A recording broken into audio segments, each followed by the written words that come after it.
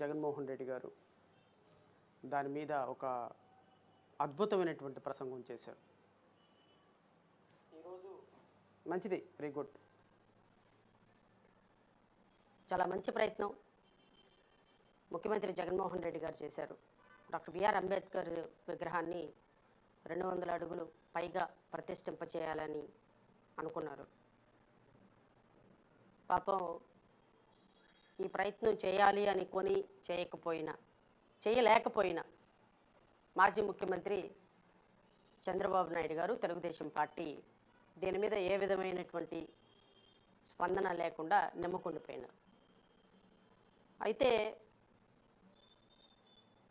చాలా అందమైన అబద్ధం, చాలా అద్భుతమైనటువంటి అబద్ధం, ప్రజలని కళ్ళార్పకుండా మోసం చేయగలిగినటువంటి ఒక నేర్పరితనం ఉన్నటువంటి ముఖ్యమంత్రి జగన్మోహన్ రెడ్డి ఈరోజు కొన్ని లక్షల మంది దళిత బహుజన బిడ్డల ప్రజాస్వామ్యవాదులని విజయవాడ నడిబొట్టు సాక్షిగా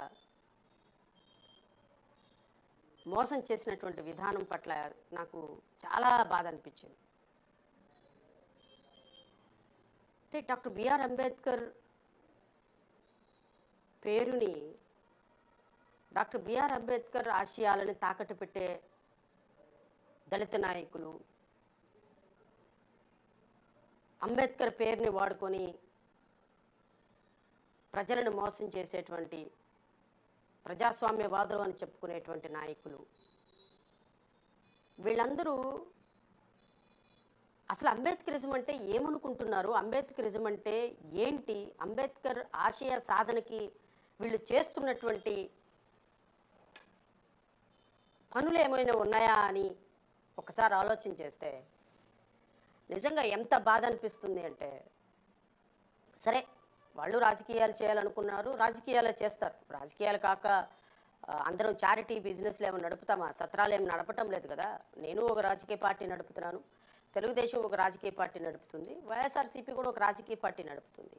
సో వైఎస్ఆర్సీపీ రాజకీయ పార్టీ నడుపుతున్నప్పుడు, తెలుగుదేశం రాజకీయ పార్టీ నడుపుతున్నప్పుడు, నేను రాజకీయ పార్టీ నడుపుతున్నప్పుడు మేమందరూ రాజకీయాలు చేయాల్సిందే. మేమెవరో కూడా ఇక్కడ సత్రాలు నడపటం లేదు కదా.